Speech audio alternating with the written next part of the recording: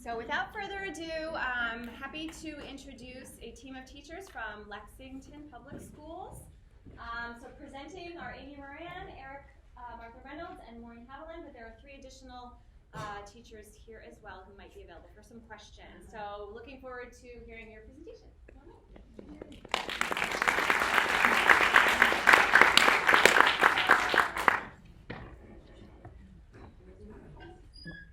Good morning. I'm Amy Moran. I am head of the World Language Program at Lexington High School. I share these 2 pictures of the teachers with you because the strength of our program lies within the strength of our teachers. They are wonderful, collaborative teachers who have done a tremendous amount of work over the course of the last 5 years.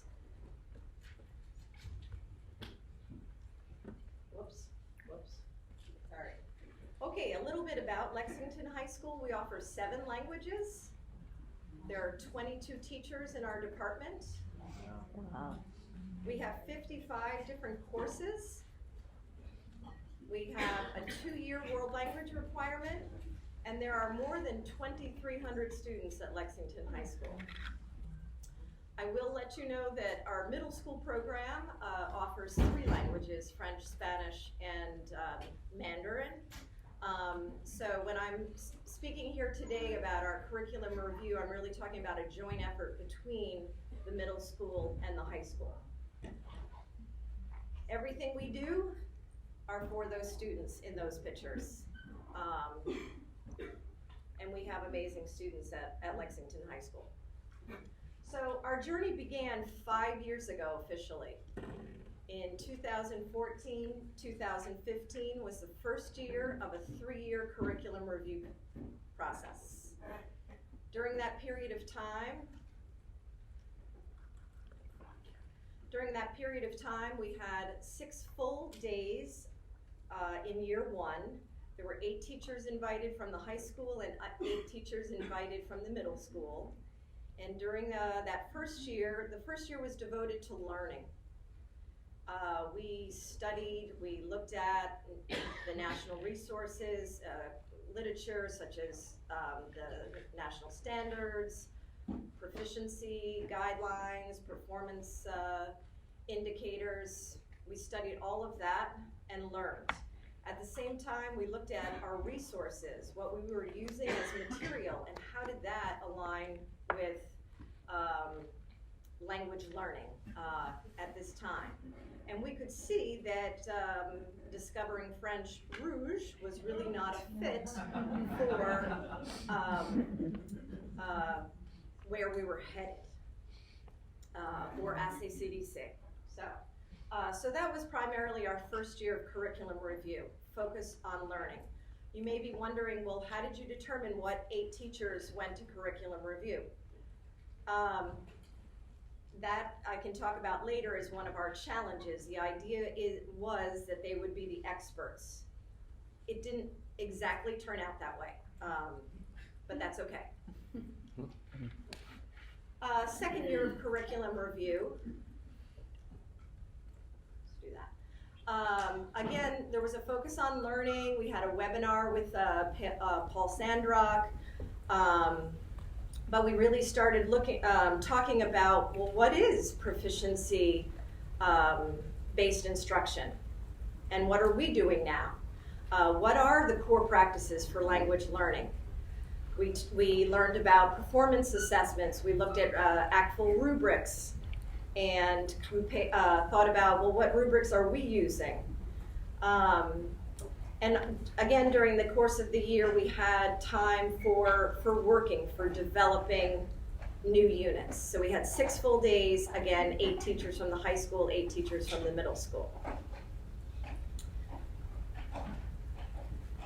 The goal was that the teachers who were there would create 1 unit that year at curriculum review and actually teach that unit the following year, so that in year 3 of curriculum review, there could be a discussion on how that went, the successes and challenges. Okay, year 3, very important. in that all teachers, grades 6 through 12 in the World Language program, were invited to curriculum review. That was a huge win for us. In my opinion, everybody needed to be there. So that was a lot of teachers working together. We used the TEL surveys, the TEL survey for planning and learning. We talked about the core practices. Everybody went to the ACTFL conference in Boston for additional PD. And we devoted much of our time towards creating, developing new units. We also, for the first time at the high school, used Apple and Stamp. We have always used Stamp, I should say, because at the time, Stamp had Italian and Apple did not. So we've always used both. We use the information from Apple and Stamp to help us determine proficiency ranges, target ranges for our courses, and determine performance levels of our students. But it was a pilot. We just used various groups of students. We did not use it for all language students. Okay, so then curriculum review ended. Post-curriculum review, we still have a lot of work to do, and we have summer curriculum work, we have professional learning communities, we use department meeting time, because this is a huge process. We are constantly in motion, redesigning our curriculum. So some of what we have done since then, we have created year templates for our courses. These are just kind of snapshots, which are very helpful for new teachers to our district. We've developed unit templates, or we complete unit templates as we are creating our new units. We have redesigned our rubrics to be aligned with national standards. We talk about, we also have lesson templates that we use so that we are focused on proficiency and proficiency-based instruction. We've talked about learning progressions. We've developed a ton of new performance assessments, integrated performance assessments, end of year, summative assessments. We have really redesigned, we have made an effort to redesign our entire curriculum. Though with 55 courses, it's a very slow process, constantly changing, which is good. So successes and challenges. Success, thank goodness for Google Drive, right? Our teachers are amazing. They're very collaborative. Everything is in Google Drive, and it has allowed us to, allowed for collaboration and sharing of material. Our curriculum templates are there also, created by the district. We have that poster, that path to proficiency, the student one, in all our classrooms, in addition to the pyramid, the actual pyramid. We have that in all our classrooms. We're using a tremendous amount of technology right now. We've gone one-to-one, so we have teachers using Flipgrid. You're welcome to ask about that later.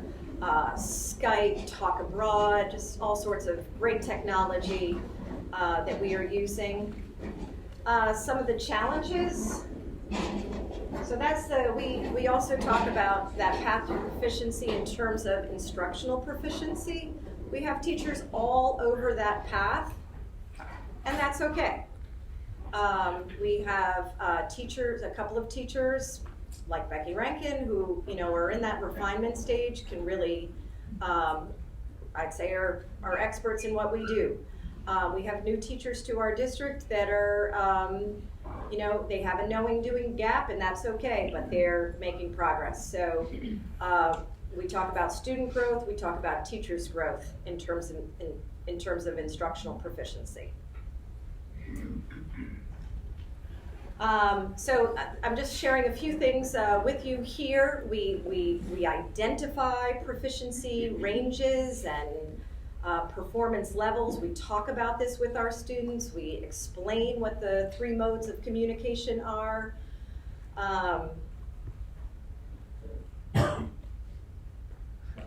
Over here on the left, this is a course expectation sheet. I share this with you because the teachers have changed their grading practices. This is actually an old one, but our grading practices do not include 25% for tests, 20% for quizzes, 20% for projects.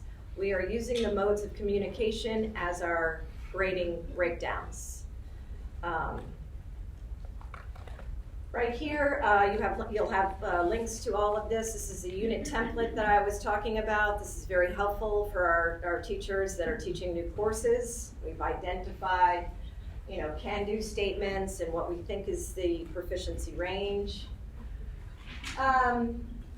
This is a little bit of a success and a challenge. There are 2 links here. We were using the template, unit design template that came from our keys to planning for learning. We have been required by the district to use a district-generated template that is not fully aligned with the template we were using. So just imagine in the first 4 years, we had made a tremendous amount of progress using a specific template. And when you look at the district link, you will see that the toolbox is before the summative performance assessment. So that was a battle I didn't win, but that's okay. The teachers know to think about the summative performance assessment before they get to that toolbox. Okay, I'm going to hand the mic over to Eric Martha Reynolds. Eric just finished his 2nd year teaching Spanish. So I did not have to convince Eric to change his ways. I said to Eric, this is our way.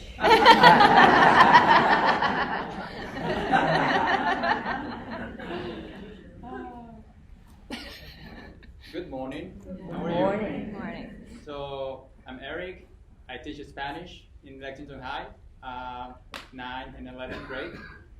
So I'm so thrilled. First of all, I'm so thrilled to share with you my journey as a young professional. How Amy said, this is my 2nd year in Lexington, and I'm gonna start the 3rd, and it's gonna be my 4th as an educator. And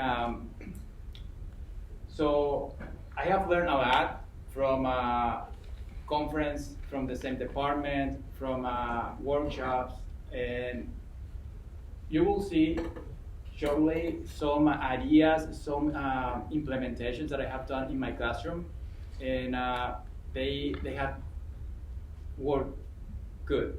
So I have gotten some good outcomes from students. So, but we are talking about to bring students to speak the target language.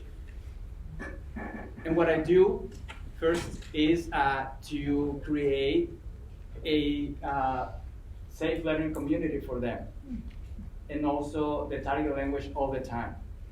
I think it is very important to make them feel comfortable and then ask them to do things. So I start with this component, and it's part of my foundation.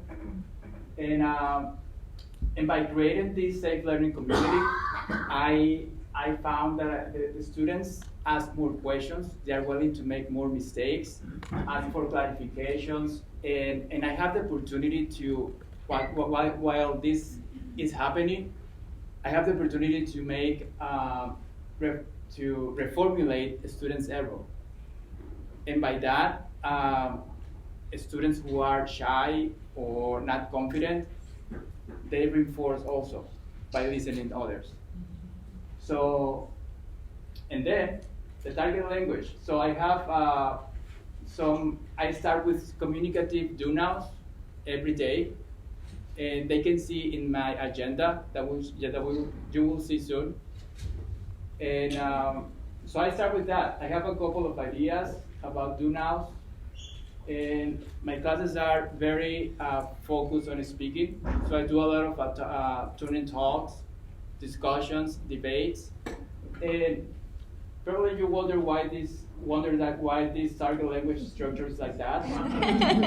Because not all the classes are perfect. So sometimes the students they don't speak the target language all the time.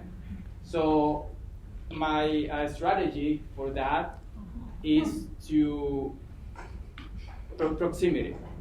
So what I do is I get closer to the student, and in a kindly way, I rephrase what that student said in the target language. And also it's like a way to tell the student, remember the expectations. So then, well, actually, this is some results from a survey that I asked the students to complete anonymously for like a better, honest feedback for me. So basically, seems like I'm in the right way. Obviously, I have some areas of growth, and especially in taking risk. So students, I think I need to create something else to make the students to feel that they can take more risk. So then, accomplishment. So when I start to apply strategies, those strategies are coming from observations and PDs.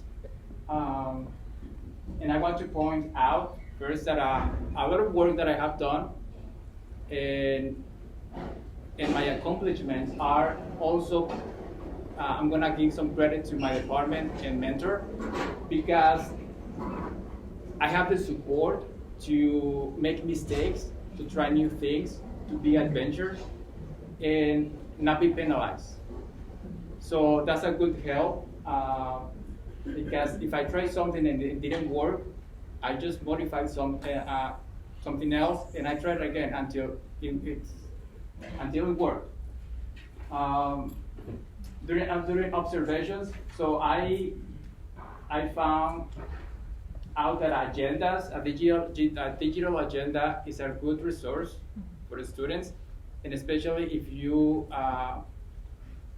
send that agenda weekly in advance, so the students know what is coming. You will see also an example. Can do observing one of my colleagues.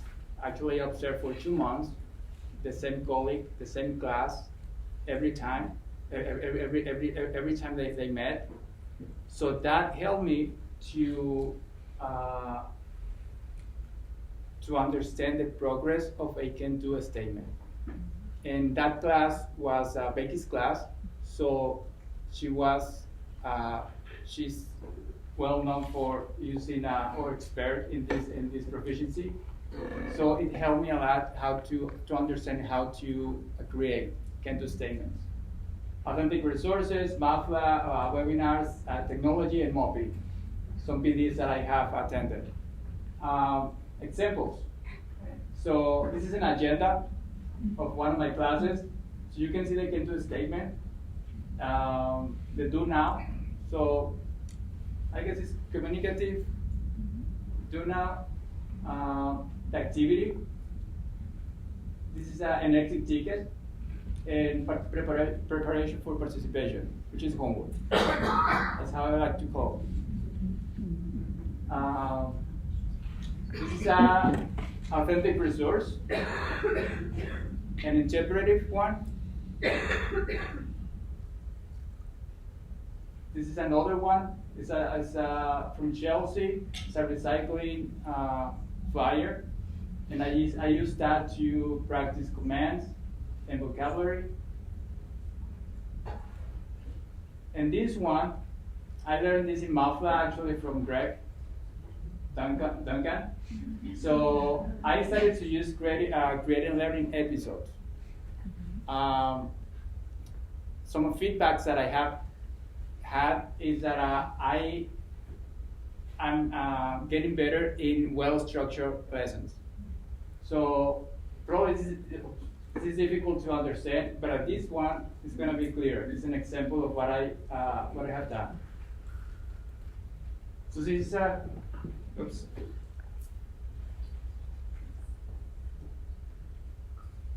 So you can see the learning target.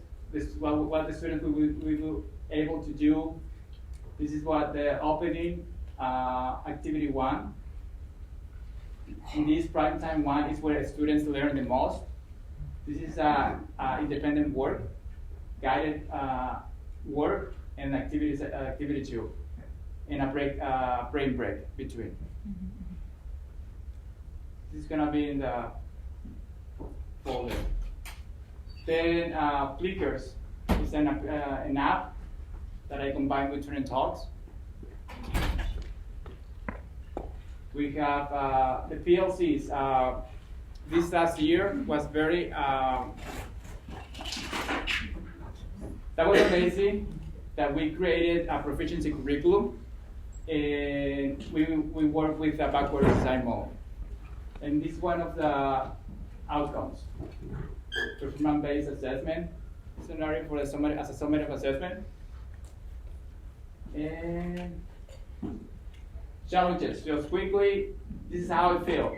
I feel like I have the right color and the shape, but I don't know yet where it goes. I feel like I need to work on rubrics and feedbacks. I'm usually do general and descriptive feedback, but I need to move to specific and descriptive. And if I don't do that, the next level is not going to be solid. So it's my plan moving forward to create new a rubric that is combined with a feedback component. Okay?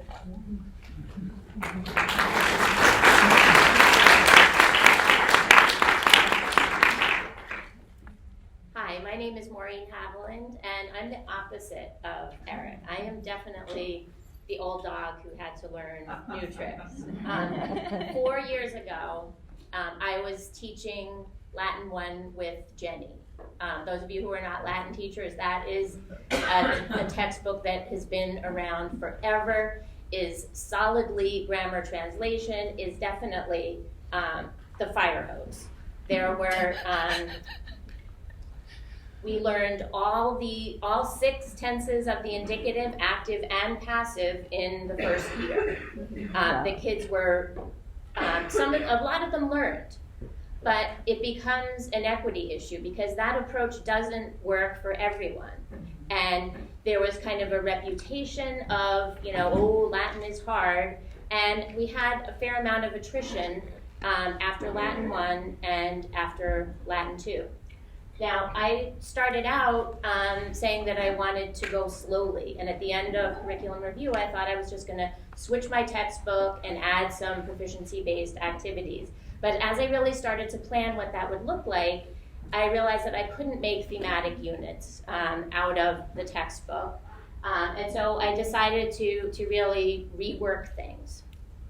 So this is sort of my goals. I'm not there in all of these aspects, but I have a thematic curriculum. So this is a snapshot of it, and later on, at the end of my portion of the slides, I put a link to my MaFLA presentation from last fall, and that has a lot more information and links to the whole document. So please, share with your Latin teachers back home. And I'm so glad that there are so many Latin teachers here. I was delighted to find so many colleagues. It's been wonderful. And these are some comments from that first group of Latin 1 students. And what I find amazing is they don't realize how revolutionary this is. They don't know what it was like to learn from Jenny. But I'm kind of like, oh my God, you guys are writing. You're not translating what I tell you. You are writing stories. It's just so cool. And my approach is really in these thematic units to teach the cultural component through Latin readings. So it used to be you read something in Latin, but then you learn your culture in an essay that's in English, and I really don't do that. This is a Latin 4 thematic unit, and I did something a little bit crazy because rather than starting at 1 and working my way up, I started at 1 and 4 at the same time because we joined the UMass dual enrollment program, and that was a requirement, was to have thematic units. So that was a rough year. 2 new classes at once. And Latin 3 and 4 are both college prep and honors together in the same class. So they take different assessments. So I really think about, to avoid that grammar fire hose, I really think about what's going to give the most bang for the buck. And this article that's linked here is an article that talks about the frequency of various noun and verb forms in Latin literature, and I really use that to inform what I teach when, and what's going to allow us to level up our reading, what's going to give the most bang for the buck there. And there are some other strategies there, but I won't. And one of the hardest things for me to do was to learn how to assess without just having students translate. And that's another requirement of the dual enrollment program, but I have found it to be tremendous. So these are some strategies. And then remember that Latin 4 class? So this is something you would never purposely inflict on any learner, but having done it, having taught them grammar translation for 3 years, and then more proficiency in Latin 4, I wanted to, if they've lived through it, find out what they think about it, because you don't get that opportunity very often. But the first one is my favorite. The upside, I never had to memorize anything. I think that the fact that students do so much memorizing of translations in Latin clearly is why some of them never really get a lot better in their reading proficiency, or they don't improve as much as they could. And the best part is the downside. Actually taking the test took more time and concentration to complete. That's not really a downside from our point of view. And so there's more about not memorizing.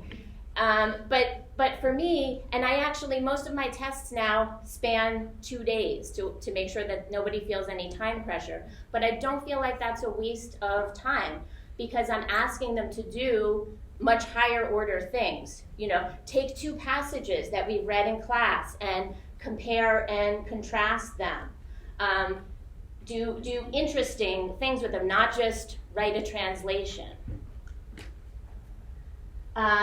This is just, a lot of times, as I go forward, one of the things I'd like to do is incorporate more texts that are outside the traditional canon that are a little bit more appropriate to their reading level. But that's one of the things that's going to take time for me to find these texts.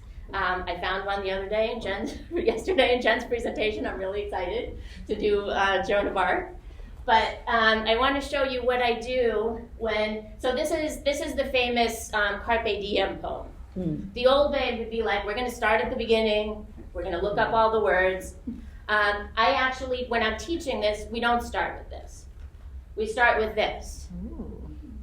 So we have to talk about wine, and the fact that there's yuck in wine, and the fact that you can either decant it, but if you want to drink it quickly, you strain it. And then we have to talk about fruits. And what is it about fruit? You pick fruit when it's ripe, and if you don't pick it when it's ripe, it gets yucky. And if you pick too much and it sits around because you can't eat it, then it gets yucky too. So there's this moment of, the right time. And then why do you cut back your fruit? To have more and better fruit. And now we're ready to read the poem. And the only part of the poem we're going to read is the bolded part. I can't just, as a Latin teacher, I can't just cut it out, but I gray it out. And they know they're not responsible for that. This is the good part of the poem. That's it. And this is the best part, the retention. I have so many kids going on to Latin 3, and even better than the retention is the fact that of those kids, there is no one, and I'm like, oh my God, that I don't know how you're going to be successful. I really feel good about all of them. And it's just been a lot of fun to teach this way.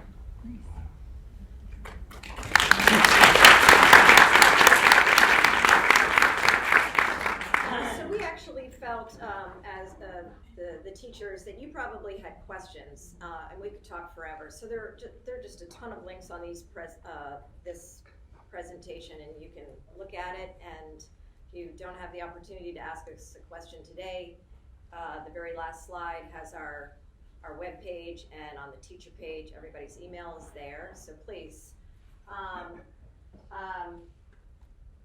just to wrap it up, one of our goals is to increase the amount of reflection that our students are doing. So you're going to see some documents here about reflection. So this is an area of growth for us as teachers, and providing feedback is an area of growth for us on our journey.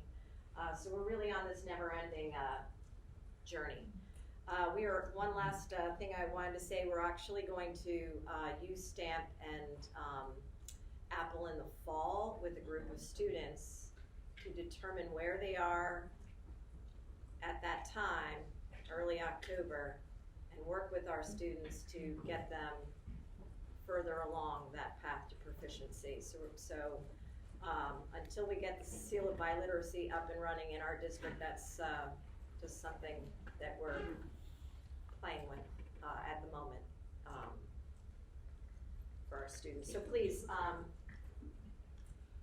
ask away, and you can ask, I'm going to ask Rena and Paula to come down as well, because perhaps you have Paula is an experienced Italian teacher and Rena is an experienced French teacher.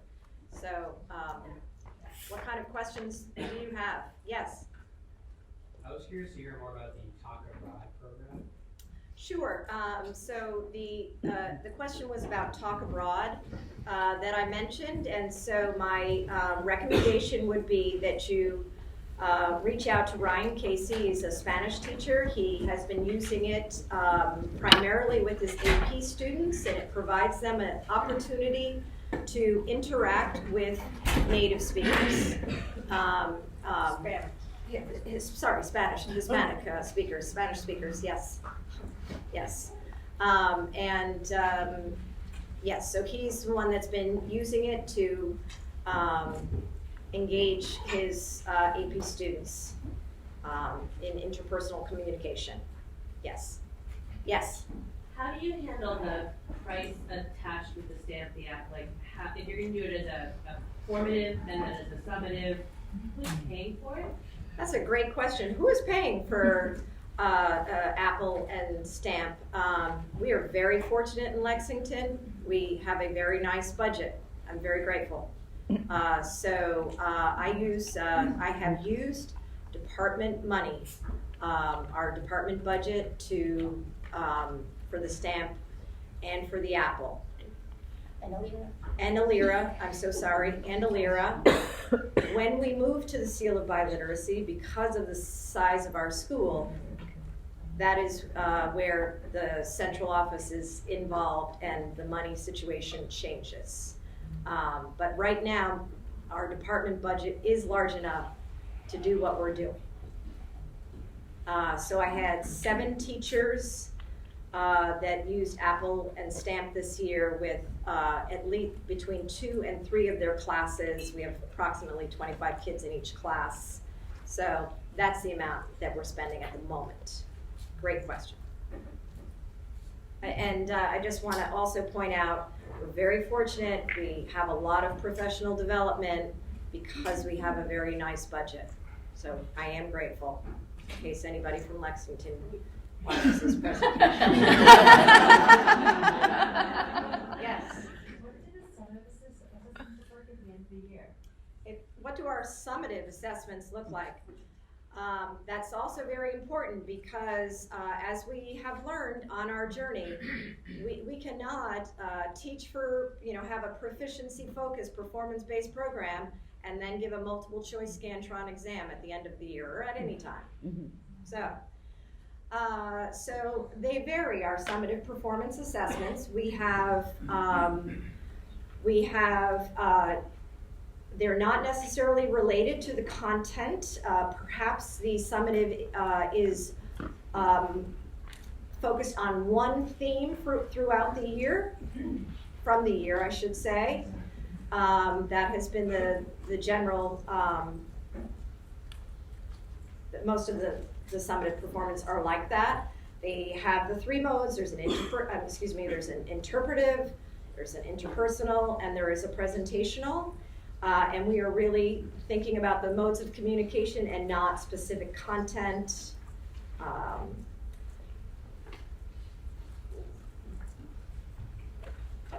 There's a pretty big variety. There are 22 of us. You gotta come over here. Rena's gonna answer that from the French teacher perspective. I think there's a pretty big variety. There are 22 of us, and I would say from a very, very large department that it is there. We are really all in lots of different places. So, like, Becky was done with her assessments way before the finals period and had done something really, really innovative, as Becky always does. And some people, I think almost all of us are done with multiple choice Scantron, which is a big success. And everybody's doing multiple modes. But there's a huge amount of variety. And I think that one of the most important messages a school like Lexington can give you is that, like, we still manage to push forward and all keep learning and all keep moving, even though we are all in different places. I'll just add, we'd be happy to share with you. Feel free to reach out. We can share, a French 2 summative, end of year summative performance assessment. Eric could share an end of year summative performance assessment from Spanish 2 or yeah. Some are better than others. Some are better than others because, as I said, this is an ongoing journey. We realize, we say to ourselves, oh, that didn't work so well. Let's fix that. We had units that we created when the curriculum review first started. We see how we can improve that unit. So, yes? How do you choose which students take the stamp and apple? How do we choose which students take the stamp and the apple? I put it out to the teachers who would like to participate.